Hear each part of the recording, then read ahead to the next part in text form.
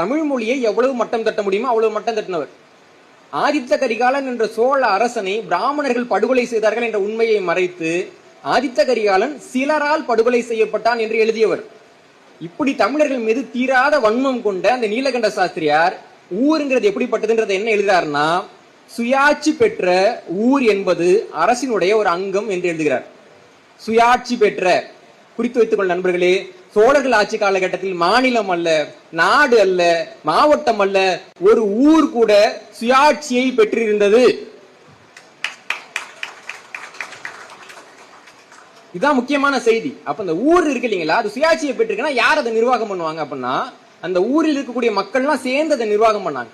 அப்ப எல்லாரும் எப்படி நிர்வாகம் பண்ண முடியும்னா, அதுக்கு ஒரு அவை வச்சிருந்தாங்க. எல்லாம் கூட்டுறதுக்கு ஒரு அவை வச்சிருந்தாங்க. அந்த அவைக்கும் ஊர் என்பதுதான் பெயர். அந்த அவை ஒன்றாக கூடி அந்த ஊர் அவைக்கு ஒருத்தர தலைவராக தேர்ந்தெடுப்பாங்க. அவருடைய பெயர் ஊர் ஆழ்வான்.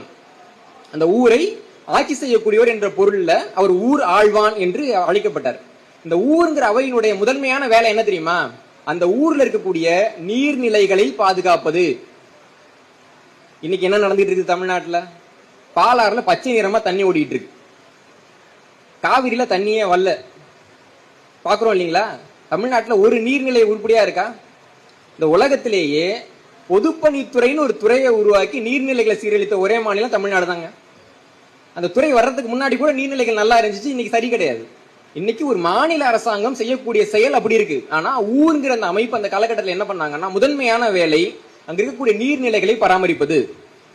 அது போக பாத்தீங்கன்னா அங்க இருக்கக்கூடிய கோயிலை பாதுகாக்கிறது, அங்க வந்து எல்லை கல்வெட்டுகள்லாம் வச்சிருப்பாங்க.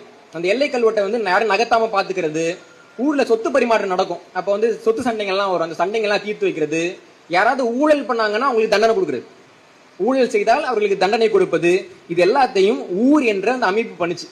இந்த அமைப்பு எப்படி இயங்குச்சு, இந்த அமைப்புக்கு எப்படி வருவாய் வந்துச்சுன்னு பாக்குறோம். இப்போ ஒவ்வொரு ஊருக்கும் பொது நிலம்னு ஒன்று இருக்கும். யாருக்குமே உரிமை இல்லாத நிலம் இருக்கும். அந்த நிலத்துக்கு பெயரே ஊர் பொது என்று பெயர்.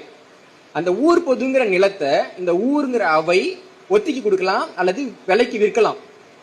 அதன் மூலமாக வரக்கூடிய வருவாயில அந்த அமைப்பு வந்து இயங்குச்சு. ஆனா இந்த ஊருங்கிற ஒரு சின்ன அமைப்பு ஒரு கூட்டத்தை நடத்தணும்னா முதல்ல வந்து பறை அறிவிப்பாங்க. போயிட்டு வீதி வீதியா இந்த மாதிரி நாங்க ஒரு கூட்டம் போட போறோம், எல்லாம் வந்துருங்க அப்படின்னு அறிவிச்சுட்டு கூட்டம் வரணும். அன்னைக்கு நான் அறிவிச்சுட்டேன், கூட்டம் வரல அப்படின்னா அவங்க கூட்டம் நடத்த முடியாது. அவர்கள் அறிவிக்க வேண்டும், கூட்டமும் வர வேண்டும், வந்த பின்னாடி கூட்டம் நடக்கும். நடந்த அந்த கூட்டத்துல தீர்மானங்கள்லாம் எடுப்பாங்க. இந்த மாதிரி இந்த வரியை போடுறோம், பரவாயில்லையா, ஊர்ல நிறைய திருட்டு நடக்குது, அதனால நம்ம பாடி காவல்னு ஒன்று கூப்பிடுவோம், அதாவது வெளியூருக்காரங்கள காவலுக்கு கூப்பிடுவோம், அவங்களுக்கு நம்ம சம்பளம் கொடுக்குறோம். அப்போ ஊருக்கு இவ்வளவு காசு நாங்க கூடுதலா வரி போடுவோம், பரவாயில்லையா? பாதி பேர் இல்லைங்க அந்த காவல்லாம் வேணாம், நம்ம பார்த்து பண்ணா வரி கிடையாது.